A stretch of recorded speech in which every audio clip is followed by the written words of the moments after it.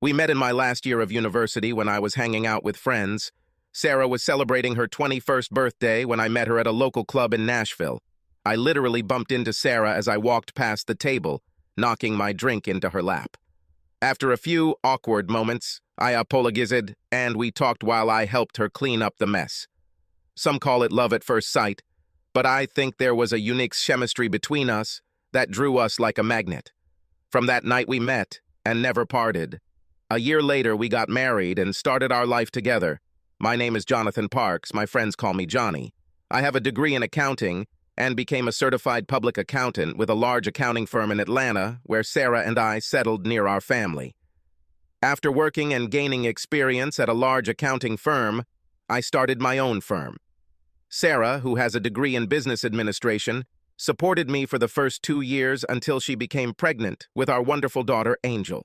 Sarah and I had a fabulous relationship. We were madly in love and spent all our time together. When Angel came into our lives, we extended our love to our wonderful daughter. For the next 10 years, we lived a typical family life. I worked hard to develop the business while Sarah took care of the house and raised our daughter. Sexually, we were happy and made love at least 3 times a week. I say we loved each other, and that's exactly what it was. Love. Our feelings for each other were deep and sensual. We never experimented or had hard sex because we respected each other and never wanted to do anything like that. Sarah liked having me at her feet and I liked giving it to her, but she wasn't a big fan of below-the-belt pleasure and only did it on special occasions. Probably less than 10 times during our marriage. I never pressurated her because I was happy with our life and enjoyed our relationship. What I loved about Sarah was how attentive she was, always. From the day we said our vows, she kissed or hugged me, held my hand, or didn't let go of me every time we were together. The intimacy in our marriage was incredible, and I enjoyed every second of our intimacy. Our friends always laughed at us and said that it wouldn't last forever, but after 10 years of this affection, they finally realized that we were a special couple.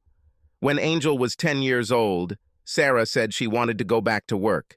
Now that Angel had a routine and was home from school at 3:30 p.m. every day, Sarah explained that she didn't want to sit at home every day, but wanted to get back into the real world. After many hours of discussion, we agreed and came up with a plan that would ensure that Angel would continue to receive the attention that the 10-year-old girl needed. Sarah found a job as a personal assistant to William Aston, a lawyer who was 10 years older than her. The hours were good and Sarah enjoyed taking on serious responsibilities, which was good for her confidence. She was no longer a housewife, but a businesswoman and mother. I saw how happy she was with her work and supported her. She could be home by 4 night every day and was always there for Angel. Over time, our family became stronger. We had a comfortable life, living in an upscale apartment complex with country club memberships. Because we had no financial problems, we were able to save enough for Angel college and retirement. We lived a blessed life because we had our health, money, and happiness without worrying about it. As you can imagine, sex life changes after 10 years of marriage, and in most marriages, it slows down, and ours was no different. We went from making love 3-4 times a week to making love only 2 times a week, usually on Friday and Saturday evenings. Yes, we became predictable, but we still loved each other and enjoyed our closeness. Sarah never stopped being attentive and always showed me her love over the years. I enjoyed the attention and love, and the intimacy we shared was every bit as important to me as our lovemaking. When she kissed and hugged me for no reason, just loving me, it was overwhelming, and for me, it was the best part of our marriage. I loved her back. But Sarah always made sure I knew how much she loved me. Angel joined the math club and stayed after school, returning home around 5 p.m. Around the same time, Sarah started working late twice a week, which worked out well because Angel now came home at the same time as me. We never wanted to leave her home alone at that age and made sure our schedules worked together. William, Sarah's boss, has been promoted to senior partner in his father-in-law's firm. When he got promoted, Sarah had to work a few extra hours, 2 evenings a week. On Tuesdays and Thursdays, she was home by 7 p.m., and I made sure dinner was ready when she got home after a hard day at work. Except for those 2 nights a week, everything in our marriage remained the same. My business was thriving, and I was earning a good income. The company had grown to 45 employees, and I had my hands full growing the business. We have become a well-known and respected accounting firm that has been the target of acquisitions or mergers with some of the larger firms in the area. Angel was 15 years old and began to think about colleges and her future. Sarah worked for William and was as attractive as the day we met. The years have been good for Sarah as she has maintained her slim figure, highlighted by her long, sexy legs and round butt. She had a pretty face, but she never seemed anything other than professional and conservative. We both led a lifestyle that others might call boring.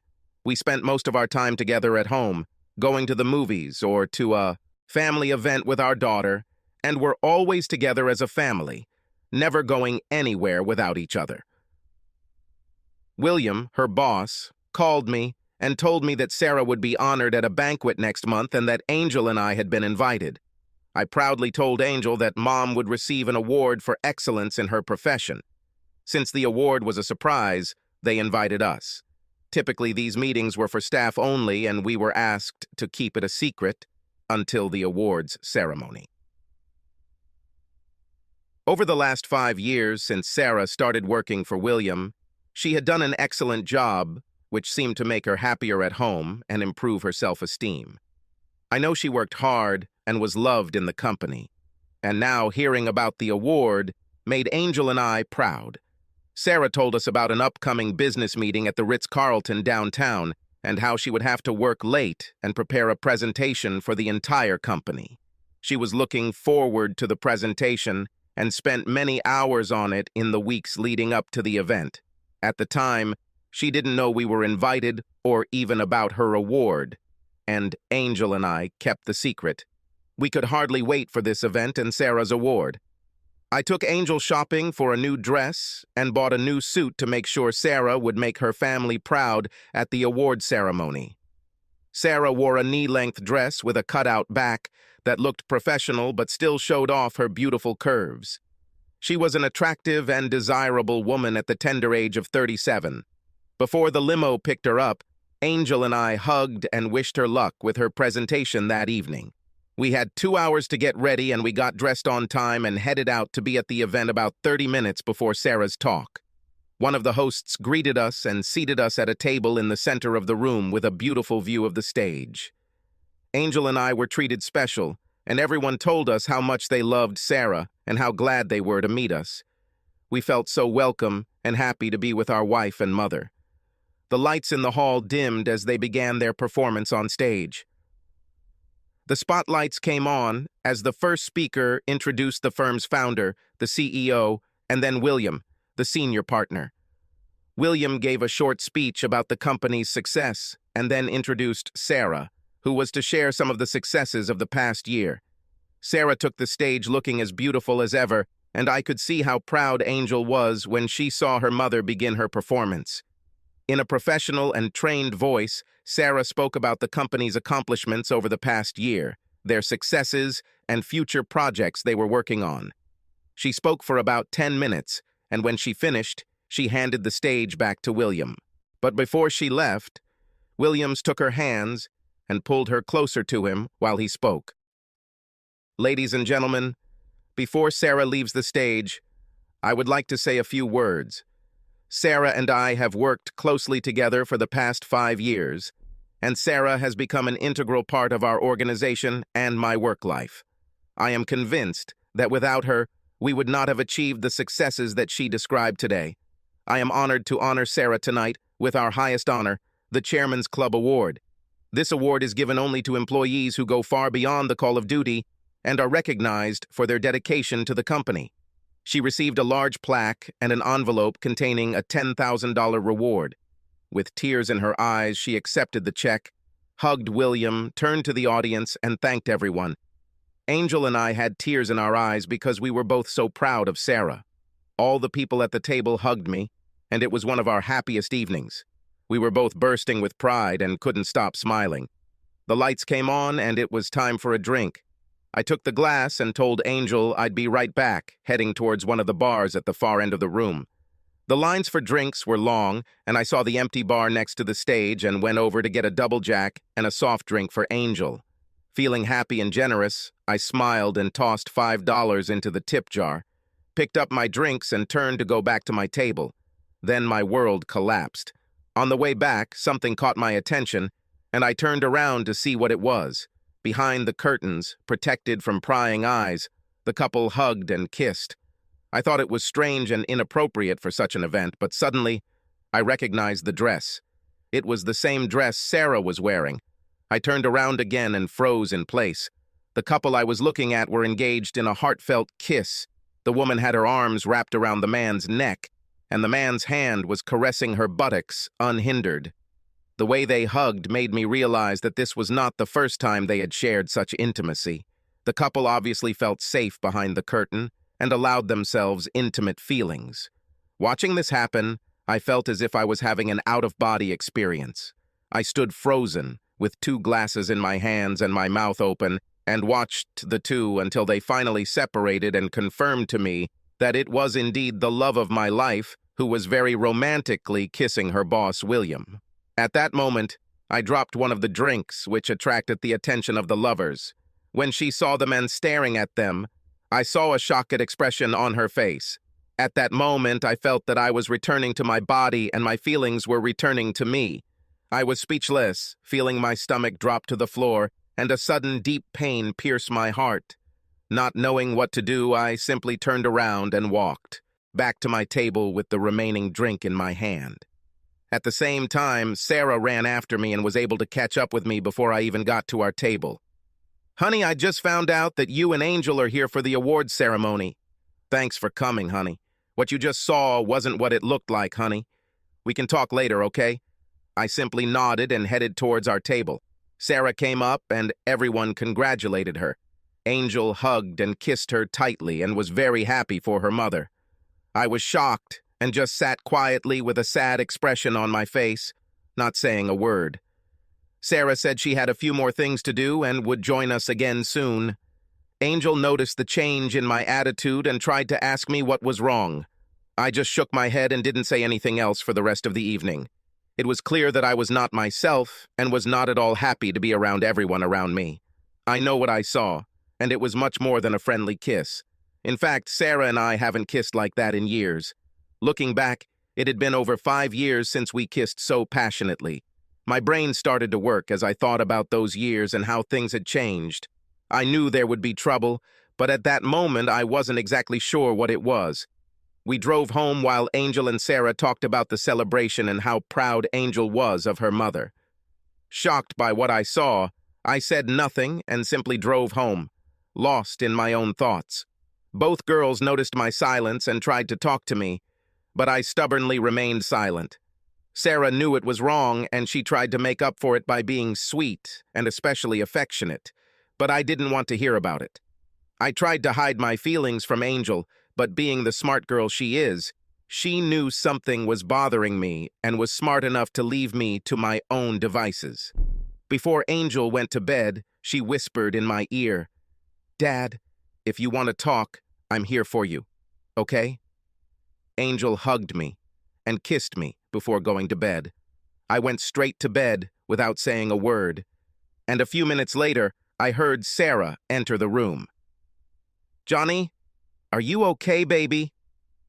After a full minute of silence, she asked, "Darling, do you want to talk to me?" I could tell from her voice that she was nervous. When she climbed into bed and tried to hug me, I turned my back to her. "Look, I know what it looked like and I'm so sorry. I don't know what to say, but it wasn't what it looked like. Please, talk to me." Without saying a word, I lay there in silence as anger began to displace the state of shock I was in. I didn't say another word because I had nothing to say to this woman, and I knew that anything I said would be hurtful and wouldn't solve anything. She tried to hug me, but I ignored her and had the worst dream of my life. The next morning was Saturday, and I knew it was going to be a long day when I opened my eyes and sunlight streamed through the window. I lay there, remembering the scene I had witnessed and trying to make sense of the situation. I got out of bed, went to the bathroom, washed my face, and brushed my teeth. When I returned to the bedroom, Sarah was sitting on the bed, watching me and trying to act normal. "Good morning, honey. Did you sleep well?" she asked as if nothing had happened. I ignored her question, put on jeans and a t-shirt, and looked at her before leaving the bedroom. I turned to her with a hateful look in my eyes, speaking for the first time since the banquet. "How long?" When she didn't answer and just looked at her hands, I left her and went to have breakfast and think for a while. I was out of my mind. I know things will change for us, and I can't wait to hear what she has to tell me about her affair. She knows she has to tell me the truth because she knows if she lies, I'll find out. Sarah and I were very close, and she never gave me any reason to believe that she wanted another man. I haven't noticed any change in our intimacy, and she still hugs and kisses me all the time. How can she act like this when she's having an affair? I mean, if she's with him, how can she show me all this love? Could the woman I love really be having an affair with William? Oh my God, this is terrible, and I can't believe this happened. William knows he shouldn't show affection outside of his office, but tonight he just had to kiss me. Yes, I enjoyed his kisses and hugs, and it was an exciting evening, so I can understand his enthusiasm. But he knows my rules about showing affection in public and how dangerous it is. Now I have a big problem. How can I explain to Johnny what he saw? He's not stupid, and I know it won't be easy. I remember the first time William and I started this affair. It was a year after I became his assistant, and he was having problems with his wife. He has 6 small children, including twins, which keep his wife very busy and overworked. They were going through hard times, and he started telling me about his problems. We became closer, and I remember helping him through this difficult time, but not without consequences. William was a strong and kind man, and I admired him and wanted to make him happy during this difficult time. Several times I hugged him and told him that everything would be okay and that he just needed to hang in there and love his wife. One day, when I was hugging him, we felt an electric current pass through us and we kissed, which ended in sex on a large sofa in his office. Today, I know that I was selfish and fell into his web. The respect I had as William's personal assistant went to my head. I felt that I was more important than others in the office, and William was always generous with praise and compliments in the workplace. William was set to become CEO in the next few years, and being close to him gave me a false sense of self-worth. I felt emboldened to soothe his feelings when I saw him agitated again that fateful evening. William had just gotten off the phone with his wife after a heated argument, and when I saw how upset he was, I hugged him and told him everything would be okay. We hugged, and then he thanked me and kissed me on the lips. We looked into each other's eyes, and the kiss turned into a 2-hour sex scene in his office. I was fascinated by his power and completely opened up to him. I always felt the need to show my affection in the form of hugs and kisses, and this led to our closeness and togetherness. When it was over, I felt terribly guilty and wanted to tell Johnny about it, but I knew it would mean the end of our marriage. When I got home, I was sure Johnny knew what I had done, but as always, Johnny and Angel just hugged and kissed me and greeted me with the love they always showed when I got home. My heart broke and I felt sick with guilt. At that moment, I realized that I had to remain silent and never mention it again. After all, this evening was a once-in-a-lifetime event that would never happen again. We spoke to William the next day, and we both knew it would never happen again, and that it was just a one-off that we needed to get over. Over the next few months, we worked late into the night, and within a few weeks, I found myself back in William's tender arms. I had no reason to cheat on Johnny because I loved him with all my heart and would never want to hurt him or ruin our marriage. But being with William was something else. He was a big, strong man in whose arms I felt safe. William was not a handsome man and could not compete with my wonderful husband. William was overweight, bald, and did not at all look like a feminine darling. Johnny knew him well, and was sure that William did not pose a threat. Johnny, of course, trusted me completely, and so he didn't mind me working with William in the evenings. William was a large man, over 6 feet tall, with big, strong arms and a huge cock. I had never seen such a big cock, and after we did it the first time, I knew I would be lusting after it for the next week. He also did sexual things to me that I had never felt before, and I found myself wanting it more and more. In the beginning, there was no love, no feelings, only sex. But over the years, we grew closer and felt deep affection for each other. As a result, our affair helped William save his marriage. For some reason, spending 2 evenings a week together helped William manage his home life better. Because I felt like I was helping William without putting Johnny at a disadvantage and making everyone happy, I was able to justify myself and absolve myself of any blame. My personal life was great, my boss was happy, and I had a great job and loved my job. When he was promoted, I started working 2 evenings a week. This was the time William and I spent enjoying the afternoon in the privacy of his corner office, which was in a secure location. It was safe, and there was no way we could get caught. After we both realized that this relationship would continue, we agreed to limit our relationship to those 2 evenings and not do anything outside of those few hours a week. For 3 years, we were together twice a week and enjoyed each other both sexually and emotionally. Eventually, we became more than lovers, and the affair became more than just sex. In his office, there was a large leather sofa where we spent time together. Yes, sex with William was good and different from sex with Johnny, and he did things to me that I had never done before. He had a way of making me do even things that I had never allowed before. He managed to excite me so much that I just wanted to please him and give him what I never allowed Johnny. Sex with Johnny was the most amazing and loving, while William did it harder and harder. I had the best of both worlds, and I never wanted it to end. Somehow, and I don't know how, I was able to do this with William and go home without feeling guilty. It was as if I was living a separate life with my boss, and it didn't affect my personal life in any way. Johnny and Angel never lacked my love or attention, because I need a feeling of intimacy with any man I have sex with. I find that in private, I give William the same closeness and attention that I give Johnny. I realize that some men enjoy this level of appreciation and attention, and that it makes women even more desirable. On those special evenings, I became William's work wife, and we both appreciated what we had, although we knew it would never go beyond our 2 meetings a week. Neither of us wanted to hurt our spouses, and so our romance blossomed into a close friendship. Any feelings of guilt I had early on disappeared, and the only feeling I had was one of satisfaction. I felt like I deserved the life I was living. At work, we were always professionals, and no one had any idea what we did. William always talked about his children, and photographs of his family were hung throughout his office. Everyone considered William an excellent father and family man. They thought the same about me and would be shocked by the sexual relationship between us. Every second of every day, except for those few hours a week, I was a faithful wife, as usual, in family mode, to Johnny and Angel. I thought about Johnny, always showed him love and cared for him more than I can explain. I loved him and our family, and made sure they were not harmed by my actions. I foolishly believed that spending a few hours a week with William meant nothing to our families. It was just time spent together and didn't impact our marriage in the same way that dinner with a friend would.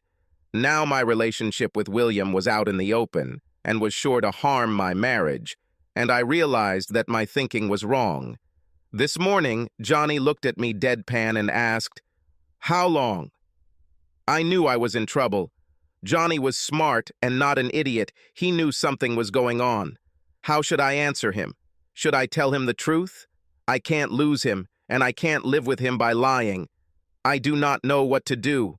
Sobbing into my pillow for the last hour had given me no answers, and I knew I had to tell him the truth and ask him to understand. I know that he loves me and he must forgive me. I looked at the clock and realized that Angel had to be at school for math club by 1 p.m., and I knew it was time to face reality. I drove home to find Sarah sitting on the patio with a cup of coffee, looking out at the lake. Without saying a word, I poured myself a cup, sat down next to her, and asked her the question again.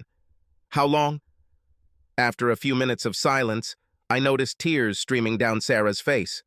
What I heard next sent shivers down my spine and a pain in my stomach that almost made me want to puke, Sarah said in a quiet, tearful voice. 3 years. Evenings when you worked late? And again she said, almost in a whisper, yes. I sat in silence again for a few minutes and then spoke. If I understand correctly, those 2 days each week when you worked late for the last 3 years were the only ones you had sex with, William.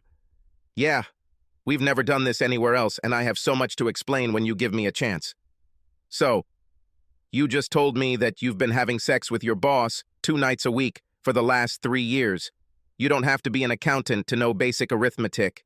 You've slept with him over 300 times, and I know you never do it just once, so I'm guessing you did it at least twice in an evening. Sarah, you had sex with this guy over 500 times behind my back. Sarah, do you know any man who could live knowing this? Tears fell from her eyes onto her lap as I continued. You two must have had so much fun laughing at me, your ignorant cuckold. I can only imagine what you said about me, or how he made fun of me by having sex with my wife behind my back. Thank you so much, Sarah. I never thought that you would do something like this to me. I have never been so humiliated and deliberately offended by anyone in my life. I always believed that you loved me. You convinced me that I was your man. I loved you with all my heart. I would die for you, but Sarah, you ruined our marriage and broke my heart. Johnny, it wasn't like that. It was... I interrupted her and told her to shut the hell up. I got up and walked off the porch, and she sat there crying and begging me to stay. On the outside, I kept my cool, but on the inside, I exploded and stormed off to get my emotions under control. The feeling of betrayal was new to me, and I needed time to process my feelings, realize what she said, and what I was going to do. I needed someone to talk to, and the only person I had left was my brother Tony. We were very close as children, but we chose different paths in life. Tony spent 5 years in federal prison for drug trafficking and moved in dangerous circles. By comparison, I was a churchgoer, an accountant who paid a lot of taxes and didn't even have a parking ticket. Tony and I didn't talk very often, but growing up, Tony always turned to me for support. I was with him during his trial and, thanks to my contacts, was able to get his sentence reduced from the mandatory 20 years to 5 years. That morning, I called him. Hello, Tony, it's me, your older brother. Bro, how are you doing? What's new? I have a problem and I need to talk to someone. Do you have time? Of course. What's the matter? Man, this is hard. Sarah cheated on me and I just found out about it. I do not know what to do. I'm all spit on and in pain. I can start drinking, but it doesn't help, so I just need to tell someone. I'm sorry to burden you with this. Oh my God, I love Sarah, and I can't believe she did this. Do you already know with whom and how it happened? I know with whom, but I don't know all the details yet. I want revenge on this son of a bitch. Dude, I'm so angry I want to strangle my wife. Look, I have a lot of friends who have been through this, and I can understand how you feel. You need to let go of your anger. Go to the gym, go for a run, whatever. But you need to calm down. I'll try to help you get through this. You have to face the facts, gather all the information you can, and then decide what to do. Be restrained and try to act as normal as possible, which, of course, will not be easy. Call me tomorrow and tell me what you found out. And trust me, I can help you. Thank you, Tony. I appreciate your help. I'll call you tomorrow. On the way, I passed a mattress store, and a thought occurred to me. I parked in the parking lot and took the first step. I had no intention of leaving the marriage until Angel went to college, which meant I would be married for the next 2 years. There was no way I was going to sleep with Sarah again, and I'd be damned if I left my bedroom. Everything else will come later. I told the sellers that I would pay full price if they could deliver 2 full-size beds with all the hardware and arrange for assembly on site. I paid an extra $100 to have my current king-size bed taken apart. I paid and we agreed on delivery today at 4 p.m. I texted Angel to let her know I would pick her up, drive to school, and wait in the parking lot. We went to lunch and I gently explained to her that there would be changes in the house in the near future. What happened at dinner last night, Daddy? I know something happened. I'm not stupid. Please don't keep me in the dark. It's not fair. Please, you have always been honest with me. Okay, that's fair, and since it will be difficult, you have a right to know. I caught your mother and her boss kissing backstage. Dad, he was probably just congratulating her. Come on, you can't be that crazy about a kiss. After I came face to face with her, she admitted that they had been having an affair for 3 years. This is something I cannot understand, and this is why our relationship has changed forever. 3 years! Are you going to divorce her, Dad? Not yet. I'm still dealing with this, and we will remain married, but everything will be different, and you must be independent and not take anyone's side. She is your mother and she loves you, and this problem is just between her and me. You have been a blessing to us and a perfect daughter. I don't want your life to change just because your parents made mistakes. But I ask you not to judge us, and just know that we love you more than anything in this world. She cried and said that she understood how much it hurt me. I didn't want her to feel bad, but she was right. She should know what was changing life in our house. Sarah was surprised to see us come home together, and by the look on Angel's face, she knew what I had told her. Angel gave her an angry look and went to her room without saying a word. Did you tell her? She knew something was wrong, and she has a right to know. Everything will change for us, and she needs to understand why. You can explain this to her when she gets over the shock. What do you mean, when everything changes? You're not planning on getting a divorce, are you? If I get divorced, it won't be now. I want to see how everything turns out. And besides, I wouldn't do that to Angel. Starting today, things will definitely change. Johnny, you have to let me explain what happened and try to understand. You are my husband and I love you. Well, you voluntarily had sex with William over 500 times behind my back, that's all. Sarah, I don't know what you can say that any self-respecting man could agree with. Do you really think I'm such a weak person? Obviously, you're not serious. You know what breaks my heart is that I will no longer be able to enjoy the intimacy that I used to love and look forward to. I will never go to bed with you again, and I will miss making love with you, but not as much as I miss your tender kisses and hugs. This will cause me great pain. Other changes are inevitable. You broke your marriage vows and our marriage contract. Like you, I will no longer be faithful to you and will look for another relationship. Of course, I've never thought about this before, so it might be a while before I meet women I like. You can continue to date your lover because you will never hear anything from me again. It was as if she had received a blow to the head and physically distanced herself from my remarks. She lost her balance and, shuddering, fell onto the sofa. Sarah obviously did not understand the consequences of her betrayal. Johnny, you shouldn't date other women. This will destroy me and I won't let it happen. I love you. What happened is not at all like that. I know this sounds bad, but let me try to explain. Sarah, 500 times behind my back, and here you are. Suddenly you realize that your dissolute behavior can have consequences. Yes, Sarah, you changed everything. Don't forget that all this happened because of your deceit, lies, and infidelity. At that moment, the doorbell rang just in time.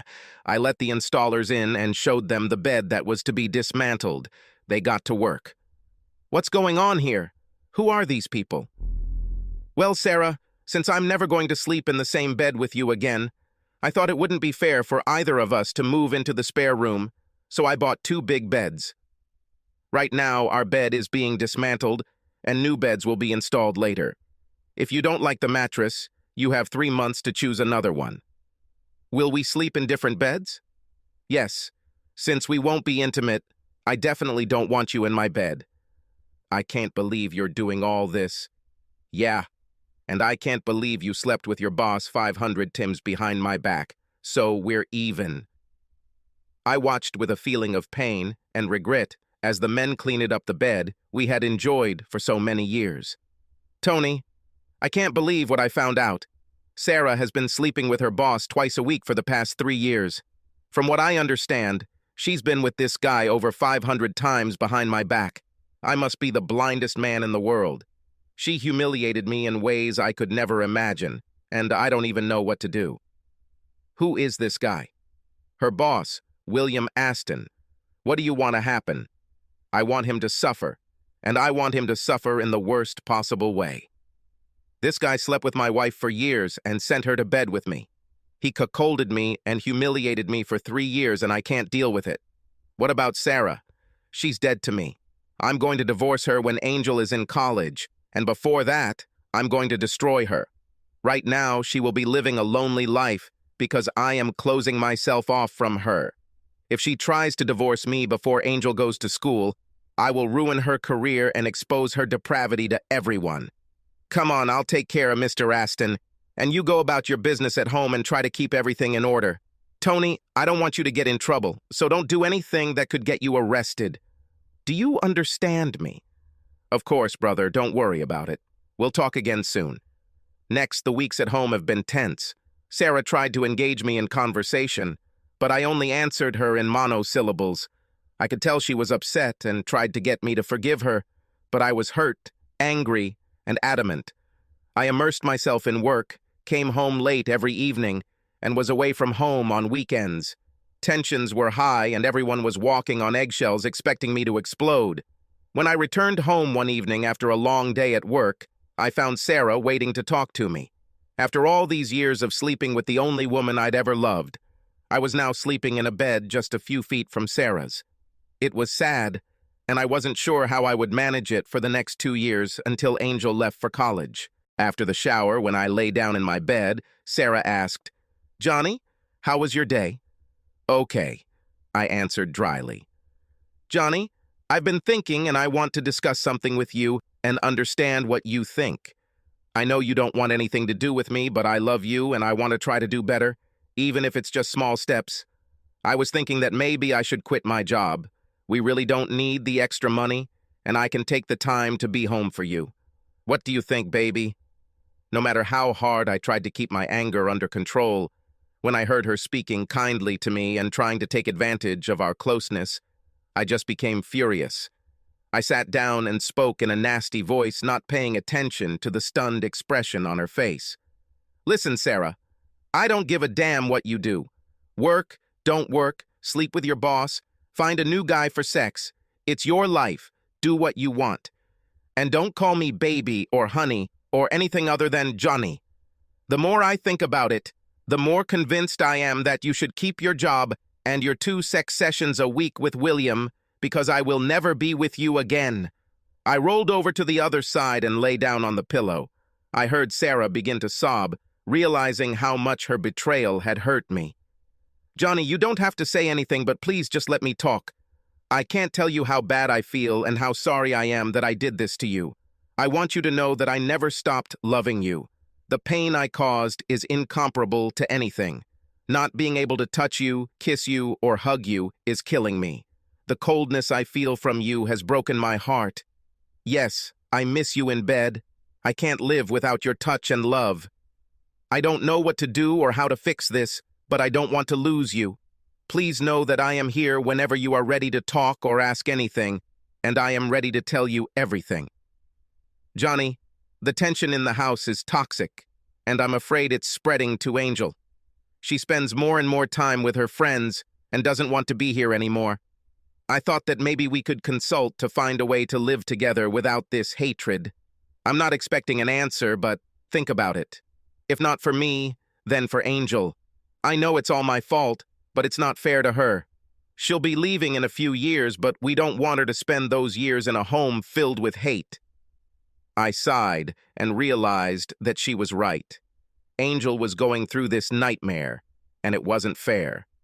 After a few seconds, to Sarah's complete shock, I answered, "Okay, make an appointment and I'll go. But let me be clear, I'm doing this for Angel, not you." Sarah smiled and felt like she had made some progress. Now her tears were tears of happiness. "Oh, thank you, Johnny. I'll take care of everything." In fact, the next evening, Sarah told me that she had found a therapist and would meet with her alone the next day. She said the couple was scheduled to meet on Friday at 3 p.m.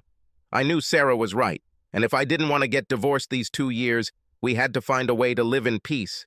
Angel was very excited when she heard that we were going to counseling and hoped that there would be a way to get the family back. She smiled for the first time in weeks. "Johnny, Angel is so glad you agreed to couples counseling." "You should have seen her smile when I told her," Sarah said that evening when I returned home from work. Every night after work, I would go out to dinner because I didn't want to spend time with Sarah. The problem was that I missed Angel and wanted to find a way to be home with my daughter. I missed her smile, her hugs, and the way she called me Daddy. Sarah went to her individual consultation, and that evening she was completely out of it. When I got home, I found her crying, and I realized it was probably hard to explain to someone how she had cheated on our family for years. Somehow I had no sympathy or compassion for the woman who broke my heart. My brother Tony called me later that week. He explained that he was owed some favors by some former acquaintances who were associated with the cartel. The cartel may be ruthless and cold-blooded killers, but they are true to their duty. The debt they owed Tony was not in cash, but in favors for what he had done for them. He pleaded guilty, served time, and defended 2 cartel leaders. You don't need to know anything, brother, and the less you know, the better. I'll just say this. Soon you will be avenged. Contacting one of his contacts, Tony explained the situation. They understood and told him they would take care of it and let him know when it was done.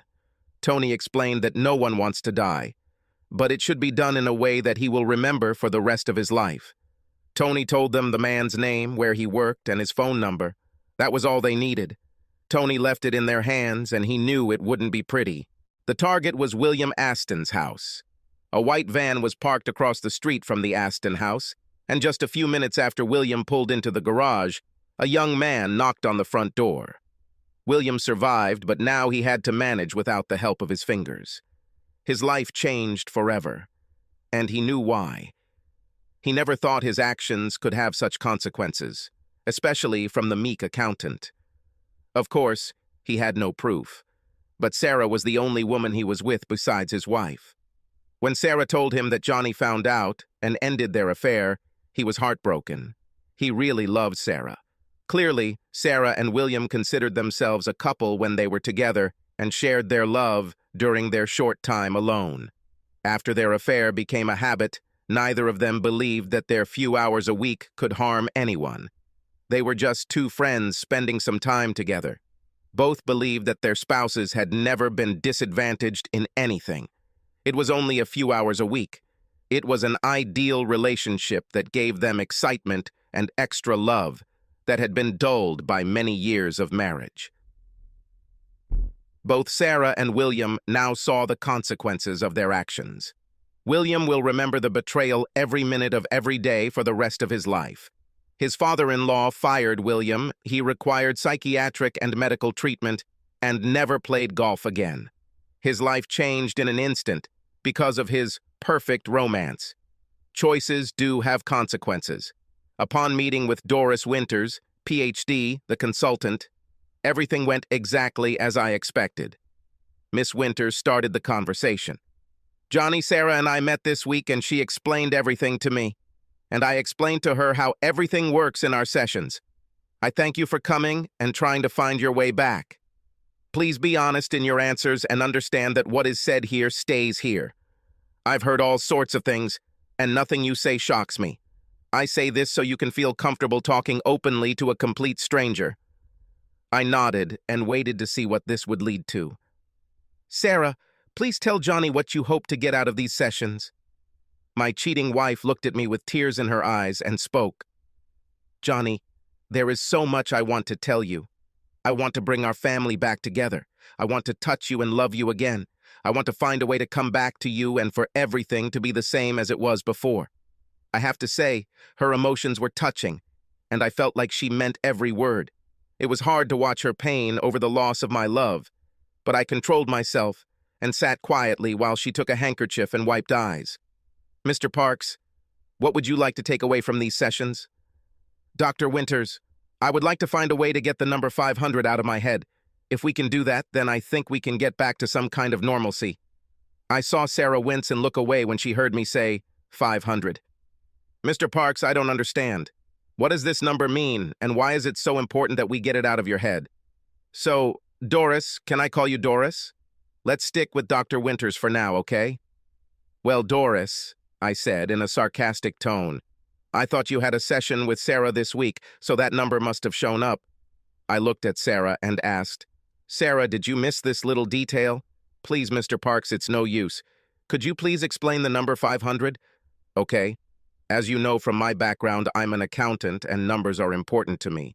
What my beloved wife didn't tell you is that Sarah has allowed William to have sex with her over 500 times in the last 3 years.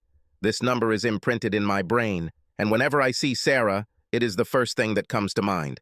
She slept with this guy 500 times behind my back, I said, with anger and tears in my eyes. There was silence for a few minutes until everyone calmed down again. Mr. Parks, I understand your pain, but such expressions are not necessary here. It's offensive and unnecessary. I apologize, and it won't happen again, but it was necessary to express my pain and my point of view. Sarah cried and repeated, I'm sorry, I'm so sorry. I finally relaxed as my outburst eased my anger. Once again, I would like to apologize for my outburst. To answer your question, I want to find a way to forgive Sarah to the point that we can have a home without hatred and anger. We have a daughter who does not deserve to suffer the consequences of my wife's infidelity. I want to find a way to live at home in peace. Thank you, Mr. Parks. Over the next few weeks, I managed to speak in a friendly tone without venom.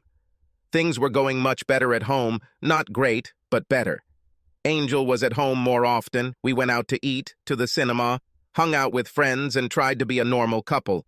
The only problem is that everyone noticed that there was no intimacy between us at all. I never held Sarah's hand, we never kissed, and I never let her hug or touch me.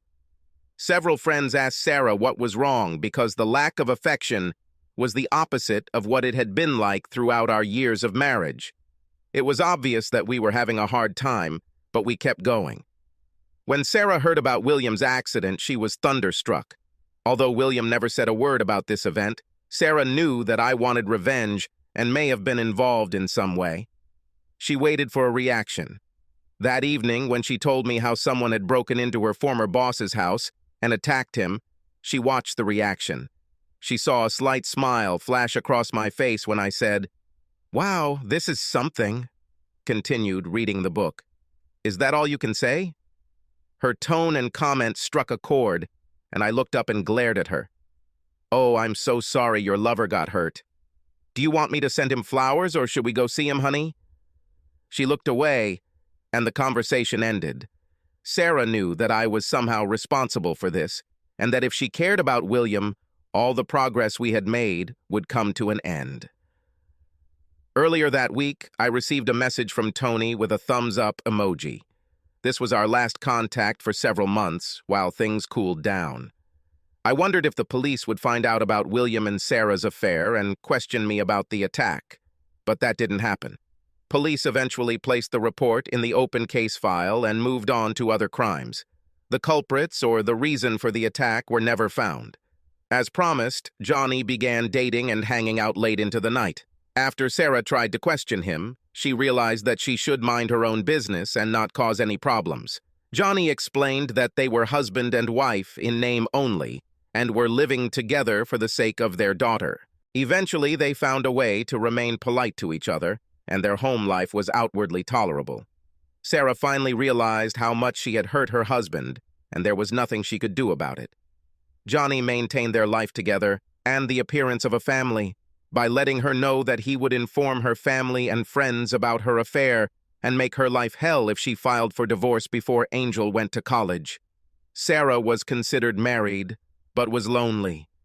She had no one to give her love for which she lived. Hugs, kisses, and love defined her life, and the two men she gave it to, and who gave it to her, were now lost.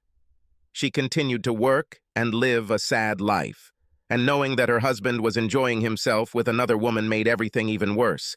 Counseling helped her, but she walked alone because Johnny knew he would never be able to forget the terrible betrayal. She did this to herself. Her vanity, selfishness, and stupidity destroyed the marriage and the man she loved. She found no sympathy from Angel, who loved her mother, but every time Sarah complained about Johnny, Angel reminded her that Sarah had done this to herself. Angel continued to tell her how much her father loved her and how dejected he was when he saw Sarah with another man. Angel never forgave her mother for hurting her father so much, but she still loved Sarah. William was now unemployed and divorced. He lived in a small apartment on a tight budget, giving up almost 70% of his belongings and the house where his wife, Joy, would live for another 10 years until their youngest turned 18. He suffered from depression and could no longer use his hands normally. Ironically, he stopped being with both of the women he loved and had sex with, and ended up lonely and unwanted. Just as his attackers had promised, his stumps reminded him of his affair with Sarah every minute of every day. A year after the divorce, William was hit by a truck. The witness said William simply walked in front of the speeding truck without looking back. It was ruled an accidental death, but everyone close to William knew that he had committed suicide. Sarah understood why he did it, and even thought about putting a similar end to her own life. Sarah and William never spoke again after their affair, and both lived in hell with the consequences of their infidelity and betrayal, in different but equally painful ways. After Angel left for college, Johnny came home with divorce papers. Johnny had previously considered ruining her finances and destroying Sarah, but he eventually relented and split everything equally. Over the past years, he has forgiven her, but the love he once felt is gone forever. Sarah was not shocked by the divorce papers and signed them without protest.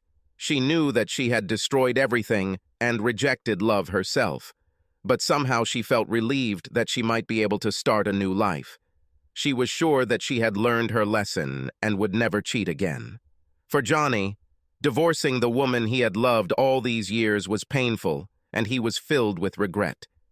He wished he could take back all the good things, or at least find a way to forgive Sarah. But no matter how hard he tried, he could never get the number 500 out of his head. They sold the house and divided the share. Johnny moved in with Trisha, a dancer 15 years younger whom he was dating. He wasn't in love. He just wanted to have fun and catch up. Over time, having regained his confidence and happiness, he found in Trisha a woman he could love and cherish. Sarah never lost hope of reconciliation and cried for several weeks when she learned of his marriage. Sarah was never able to forgive herself when she thought about the lives that her selfishness and arrogance had damaged. She dated several men, but never found love. She gained weight, her looks faded, and she became a lonely, depressed shell of her former self. Angel and Sarah were close, but Sarah never heard from Johnny again. She never again experienced the love she had with her wonderful husband and lived her life with the pain she caused to those close to her. Johnny made sure Angel College was funded. Angel became a psychologist with a need to help others. She married a doctor and had a wonderful life. Angel did not follow the path of her mother and remained faithful to her husband. They raised 5 children, and Angel remained close to both Johnny and Sarah. Subscribe to our channel so that your second chaff doesn't cheat on you, and go ahead and listen to the next story, because this story is nothing compared to the next one.